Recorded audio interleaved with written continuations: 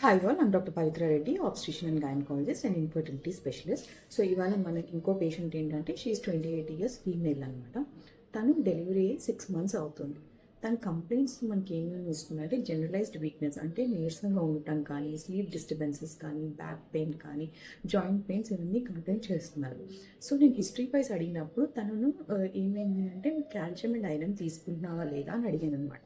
So 6 months back delivery అయింది కాబట్టి తను ఇచ్చిన హిస్టరీ ఏంటంటే, నేను ఓన్లీ డెలివరీ అయిన తర్వాత 1 month మాత్రమే కాల్షియం ఐరన్ యూజ్ చేశాను మేడం, తర్వాత స్టాప్ చేశాను అని చెప్పి. దెన్ ఐ ఆస్ట్ హర్, అంటే నీ అంటే తనంతట తానే తను ఆపేసింది అనమాట.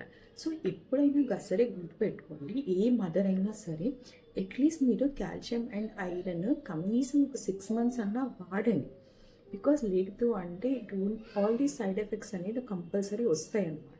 సో ఎవరైనా డాక్టర్స్ సజెస్ట్ చేస్తారు మీకు డెలివరీ అయిన తర్వాత అట్లీస్ట్ 6 months అయినా you have to take the iron and calcium supplements, ఓకేనా?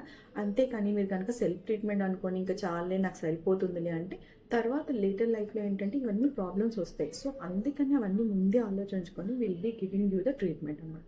So please follow the doctor rules. మీకు ఏదైనా డౌట్ ఉందనుకోండి, దగ్గరున్న డాక్టర్ని మీరు సంప్రదించవచ్చు, ఓకేనా?